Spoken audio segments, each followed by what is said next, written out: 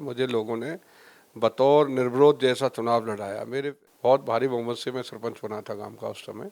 क्योंकि हमारे गांव के बुजुर्ग आदमी थे, उन्होंने मेरे से कहा, बेटा मेरी बात को याद रख लेना, आपको हम मजिस्ट्रेट बना रहे हैं, जनता का मजिस्ट्रेट। मैंने चौधरी बंसीलाल जी का भाषण सुना था और मैं चौधरी बंसीलाल जी के भाषण से प्रभावित हो गया था। चाहे मेरे विधानसभा क्षेत्र का हर व्यक्ति मुझे अपना मानता है। जो कुछ है वो लोगों की देन है, मेरे गांव के लोगों की देन है।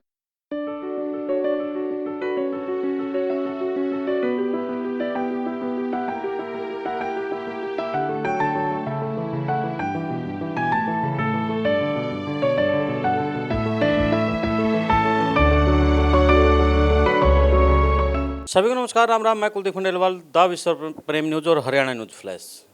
जैसे कि सफ़र एक सीरीज चलाई हुई है जिसमें कि आपको विधायक है या सांसद है, जो भी है, उसके जीवन से संबंधित जानकारी लेते हैं कि उन्होंने जो सफ़र तय किया है किस प्रकार का सफ़र रहा है। आज हमें बेशक से वो एक सेलिब्रिटी नज़र आए, लेकिन उसके रास्ते में किस तरह का कांटे फूल क्या कुछ आए। तो आज हमारे साथ होडल से विधायक जगदीश नायर जी हैं। तो जगदीश नायर जी से जानेंगे कि उनका जो विधायक पद है आज यहाँ तक कैसे पहुँचे हैं, कैसा सफ़र रहा है उनका, गरीबी से लेकर के और यहाँ विधायक पद तक कैसे पहुँचे हैं। तो जगदीश नायर जी, सबसे पहले आपका स्वागत है। धन्यवाद जी खंडेलवाल साहब। तो विधायक जी बताएं कि जिस प्रकार हर किसी को लगता है कि विधायक बनना आसान है और आपके सफ़र बड़ा ही आरामदेह रहा होगा, तो शुरू से बताएं कि आपका जो जीवन है वो कैसे रहा है, बचपन में कैसा रहा, जवानी के अंदर कैसा, कैसे विधायक बने, और भी चुनाव लड़े हैं या नहीं लड़े हैं, तमाम बातें बताएं। मेरी राजनीति कॉलेज से चालू हुई थी और उसके बाद जैसे मैं कॉलेज पास आउट हुआ तो तुरंत मैंने सरपंची का चुनाव आ गया था। मुझे लोगों ने बतौर निर्विरोध जैसा चुनाव लड़ाया। मेरे खिलाफ जो कैंडिडेट खड़े थे उनको 30-30 20-20 वोट मिली थी, मुझे टोटल गांव का वोट पड़ा था। और उस टाइम ऐसा लगा था जैसे निर्विरोध चुनाव हुआ हो गांव का। बहुत भारी बहुमत से मैं सरपंच बना था गांव का उस समय। उसके बाद मेरे को हरियाणा विकास पार्टी में विधानसभा से टिकट दे दिया। बीजेपी और हरियाणा विकास पार्टी का गठबंधन था। मैं एमएलए बना। एमएलए बनने के बाद कई बोर्डों का, एक साथ में 3-4 बोर्डों का चेयरमैन भी रहा, बड़े बड़े बोर्ड थे। उसके उसके बाद तुरंत बाद मुझे मंत्री बना दिया गया। फिर अगली सरकारें बदली और हरियाणा विकास पार्टी ख़त्म हो गई। उसके बाद चौटाला साहब के साथ सफ़र किया। चौटाला साहब के साथ भी मैं मंत्री बना। मंत्री बनने के बाद आज सफ़र भारतीय जनता पार्टी के साथ कर रहे हैं। मैंने राजनीति को अपनी मेहनत और लोगों के साथ मिलकर, लोगों की मेहनत से हम राजनीति में आए। लोगों ने हमारे लिए मेहनत की, लोगों ने मेरे से मेहनत कराई और मेरे दिल में एक दया थी, एक टीस थी कि हम गरीब लोगों तक, उनके लिए काम करें। मैं शुरू से ही, जब तक मुझे राजनीति से कोई लेना देना नहीं था, मैं अपनी तरफ से गांव के किसी रास्ते पे मिट्टी डलनी होती, मिट्टी डलवा दिया करता था। किसी गरीब की मदद करनी होती थी, कोई बीमार हो गया, उसकी चुप मदद कर दिया करता था। मुझे नहीं पता था कि मैं एमएलए बनूंगा या कोई मेरे को कोई सरकार का हिस्सेदारी में पद मिलेगा।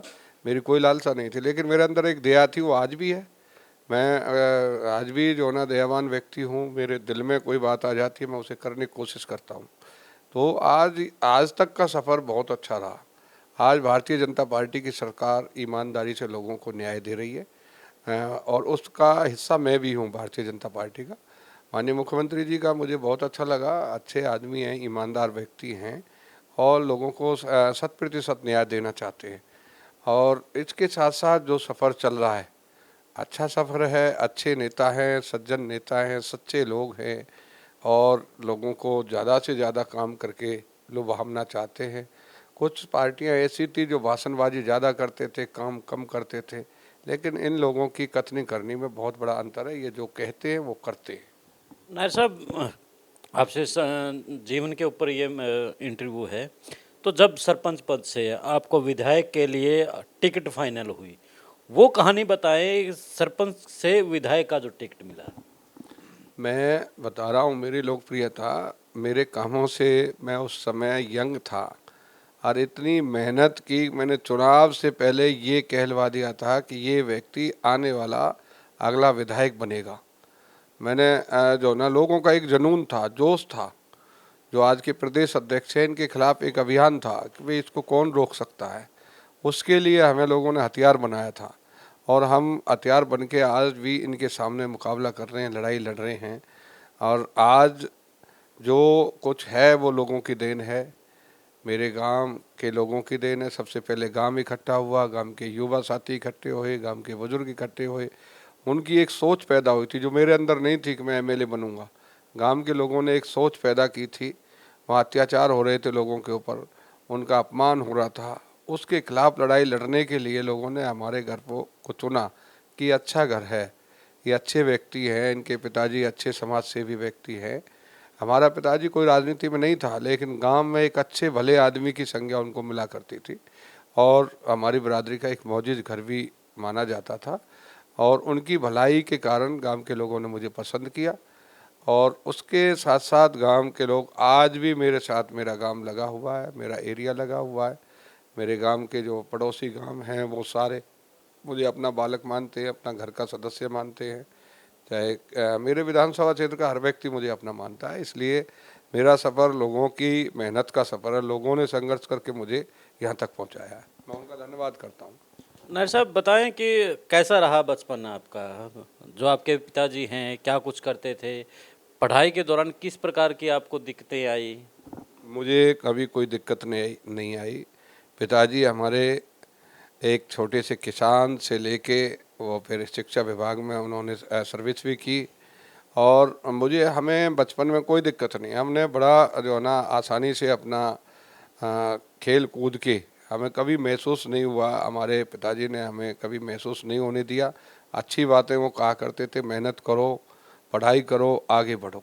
उस फार्मूला को हमने पकड़ा, हमारा आज भी वही फार्मूला है। हमारा छोटा सा बच्चा, 3 साल का बच्चा भी सुबह उठ के नहा के स्कूल जाएगा और उसी तरीके से मैं भी उसी तरीके से तैयार होकर अपने अपने कामों में हम सब लोग लगे रहते हैं और वही फार्मूला के साथ हम लोग चल रहे हैं। बहुत हमारा बचपन बड़ा अच्छा गुजरा, बीच में बाधाएं आई, मैं ज़रूर चुनाव भी हारा। चुनाव हारने के बाद मुझे घर वालों ने या मेरे विधानसभा क्षेत्र के लोगों ने, मैं सबसे ज़्यादा संज्ञा दूंगा अपने गांव के, जहां मेरी जन्मभूमि है, और उसके साथ साथ जो मेरे पड़ोसी गांव हैं, जब भी मैं गिरता दिखाई दिया तो उन्होंने मेरे लिए हमेशा नौछावर होकर हम मुझे गाड़ियां भी भेंट की। एक समय ऐसा भी आ गया था कि मैं मंत्री होते हुए, ईमानदारी का प्रमाण मैं आपको दे रहा हूँ, मंत्री होते हुए उसके बाद मेरे पास घर की गाड़ी नहीं रही थी। मैंने सोचा भी नहीं था कि मुझे घर की गाड़ी लेनी है, कोई मंत्री वाली गाड़ियाँ थी कि सरकारी गाड़ियों में रहता था। जब मैं उतर गया तो लोगों ने एक सोच पैदा की थी कि यार ये बहुत अच्छा आदमी है, इसको गाड़ी देनी चाहिए, मुझे गाड़ियाँ भेंट की।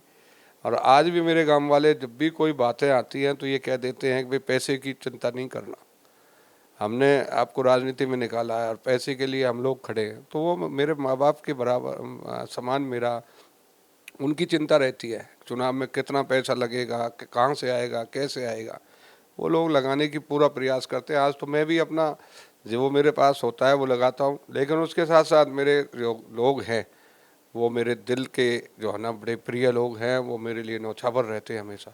कभी उन्होंने मेरे से लालच की बात नहीं की, कभी किसी का काम हो गया तब भी, नहीं हुआ तब भी, दिल से प्रेम करते हैं लोग मेरे। नायर साहब राजनीति में भी किसने आपको प्रभावित किया कि आपने राजनीति क्षेत्र चुना? मैंने चौधरी बंसीलाल जी का भाषण सुना था और मैं चौधरी बंसीलाल जी के भाषण से प्रभावित हो गया था। मैं उनका नाम सुना करता था और उनके भाषण से प्रभावित होकर मैं हमेशा सोच विचार के चलने वाला व्यक्ति हूँ। ऐसा भी नहीं कि किसी कोई गलत रास्ते पर चला रहा है तो उसकी बातों को सुनता रहें, चलते रहें। चौधरी बंसीलाल जी की बातों को जब मैंने सुना और उन बातों की सच्चाई को देखा, तब मैंने तय किया था और मेरे गांव वालों ने तय किया था सही माने में, तो भाई राजनीति में हमने आपको तैयार करना है। मैं गांव की एक पंचायत चल रही थी, उस समय मैंने पंचायत में हाथ जोड़ के मना कर दिया था, मैं राजनीति में नहीं आना चाहता, मैं ऑफिसर लाइन में जाना चाह रहा था, तैयारी कर रहा था। लेकिन गांव वालों ने कहा कि भाई हमारी ज़रूरत है आपको राजनीति में ले जाना। हमने सोचा कि जब लोग इस तरीके से बात कर रहे हैं और बहुत भावना के साथ उन्होंने कहा था, मैंने इस बात को स्वीकार करते हुए उनके लोगों के लिए सेवा करेंगे, जैसा लोग चाहेंगे वैसा रहेंगे। तो जब बंसीलाल जी का भाषण सुना, आप एक आम व्यक्ति थे, सरपंच थे तब आप, तो जब उनसे मिले तो उस समय कैसा पल था आपके लिए? चौधरी बंसीलाल जी का आकर्षण जो मुझे देखने को मिला, मैंने उनके पैर छूने के लिए हाथ बढ़ाया, उन्होंने मेरा हाथ पकड़ के मुझे बराबर जो है ना खड़ा कर लिया, और उस आकर्षण ने मुझे बहुत कुछ दिया। नेता का आकर्षण जो होता है वो बहुत बड़ी चीज़ होती है।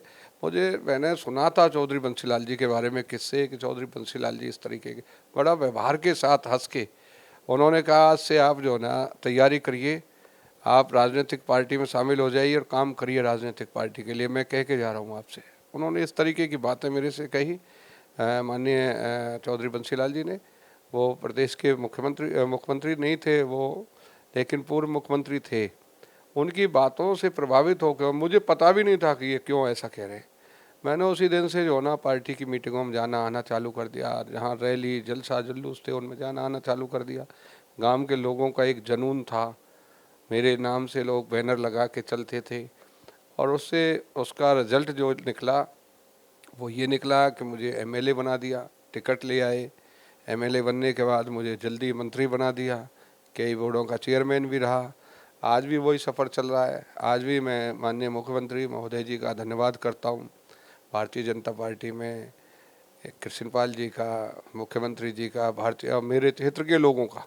मुझे लोगों ने कहा था भारतीय जनता पार्टी में रहना भाई, और लोगों के कहने पर मैं आज यहाँ आया। माननीय मुख्यमंत्री जी मुझे बहुत मान सम्मान देते हैं और बड़े दयालु आदमी हैं। उनकी बात का मुझे बड़ा अच्छा असर मेरे जीवन में पड़ता दिखाई देता है।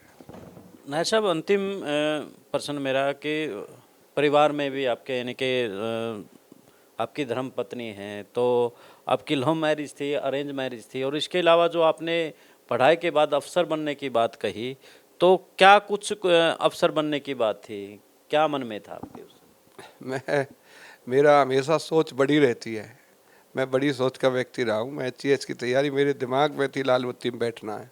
मुझे पता नहीं था कि कौन सी लाल बत्ती मिलेगी। उस टाइम लाल बत्ती का चार्म हुआ करता था। मैंने तय किया हुआ था 11वीं क्लास से ही कि मैंने लाल बत्ती में बैठना है। मैं ट्यूशन पढ़ना चालू किया, पढ़ाई के लिए जाया करता था। मेरे को जो प्रोफेसर पढ़ाते थे इंग्लिश का, मैं ट्यूशन पढ़ता था, तो उन्होंने मुझे कहा, एक बार एक छोटी नौकरी लिखी, मैंने कहा फार्म डालता हूँ, ये टेस्ट कर दो। उन्होंने कहा कि तू एक दिन बड़ा अफसर बनेगा, छोटी मोटी नौकरी में फार्म डालने की ज़रूरत नहीं है। तो उस दिन के बाद मैंने नौकरी में फार्म नहीं डाला। मैं एचईएस और आईएएस लेवल की नौकरियों के बारे में सोचा करता था। और उसके बाद बीच में जब ये राजनीतिक सफ़र आ गया, तो लोगों ने, एक हमारे गांव के बुजुर्ग आदमी थे, उन्होंने मेरे से कहा, बेटा मेरी बात को याद रख लेना, आपको हम मजिस्ट्रेट बना रहे हैं, जनता का मजिस्ट्रेट। आपको जनता को न्याय देना होगा, जनता आपसे न्याय मांगेगी, ऐसा बना रहे हैं हम आपको। आप हमारी बात को नोट कर लेना, मान जाना हमारी बात को। फिर हमने उस बात को स्वीकार किया कि भाई जब तक है, मैंने इस शर्त पे स्वीकार किया, जब तक हूँ तब तक इस बात को स्वीकार, इस लाइन में रहूँगा। उसके बाद नहीं रहूँगा तो फिर मैं सर्विस ज्वाइन कर लूँगा। फिर उसके बाद राजनीति में आने के बाद कोई उल्टा नहीं जाता। सीधे तौर पर ये कहना गलत नहीं होगा, अफसर वो कहते हैं ना कि हम नौकरी लगाने वाले बनेंगे, नौकरी लगने वाले नहीं। आपके साथ वही हुआ? मैंने नहीं कहा था, वो तो गांव के बुजुर्ग आदमी थे, उनका दिल कह रहा था, और वो मेरे पे बहुत प्यार करते थे। रिटायर अफसर थे वो लोग, गांव के और भी बुजुर्ग आदमी थे, तो उनको बड़ी भावना थी, पता नहीं उनको क्या जच रहा था मेरे से। बोला, आप एक दिन ऐसे आदमी बनोगे कि आप लोगों की जो है ना बात सुनोगे, लोग आपसे उम्मीद करेंगे, आप देने वाले रहोगे, लेने वाले नहीं रहोगे। फिर इस बात को आज वो जीवन में मेरे में उतरी। आज मुझे भगवान की दुआ से बड़े बड़े पदों पर बैठने का मौका मिला, और कभी नौकरी मांगने की बात किया करते, बीच में नौकरियां दी भी हमने। आज भी लोगों के लिए सहारा बन के काम करते। तो नायर साहब, जो पद रहे हैं थोड़ा बताएंगे, क्या कुछ मंत्री पद रहे हैं या क्या कुछ? मैं हरियाणा सरकार में विधायक के बाद 4 बोर्डों का चेयरमैन बना। बोर्ड तो मुझे ध्यान नहीं है, लेकिन 4 बोर्डों का चेयरमैन बना। एमआईटीसी थी, लेबर फेडरेशन था, हैंडलूम था, और था एक महकमा, कौन सा था। उसके बाद मैं मंत्री बना, तो मेरे पास एक्साइज टैक्सेशन था। और उसके बाद मैं दोबारा मंत्री बना तो स्टेट हेल्थ था मेरे पास। फिर उसके बाद मैं बीच में चुनाव अपोजिशन में भी रहा। अपोजिशन में दिल से संघर्ष किया 2009 और 14 तक। उसके बाद 14 में हमारी भारतीय जनता पार्टी की सरकार आ गई, मैं चुनाव हार गया। और उसके बाद फिर मैं 2019 में मैंने चुनाव लड़ा। मैं सन 96 से लगातार चुनाव लड़ रहा हूँ और आज तक यहाँ भारतीय जनता पार्टी के नेताओं ने मुझे पसंद किया, मुझे टिकट दिया और मैं एमएलए बन के यहाँ आया उनके आशीर्वाद से। आज तक मैं उस सफ़र को तय कर रहा हूँ और अच्छा सफ़र है। राजनीति मैं दावे के साथ कहता हूँ, सूझबूझ से अगर राजनीति में कोई काम करे तो तपस्या करने की ज़रूरत नहीं होती है। और लोगों को नकार के कोई आगे बढ़ना चाहे तो उसको कभी भगवान माफ़ नहीं करता है। धन्यवाद विधायक जी। तो विधायक जी का सफ़र जाना कैसे सरपंच से लेकर के विधायक तक का सफ़र रहा, तो इस बीच उन्होंने बड़ी अच्छी बात भी की कि राजनीति में हमेशा जनता के साथ मिल के रहिए तो आप राजनीतिक नेता के तौर पर अपनी एक अच्छी पहचान बना पाएंगे। हमें दें इजाज़त, एक नए व्यक्ति के साथ फिर आपसे मिलेंगे। कैमरामैन रमेश के साथ मैं कुलदीप खंडेलवाल, जिंदाबाद।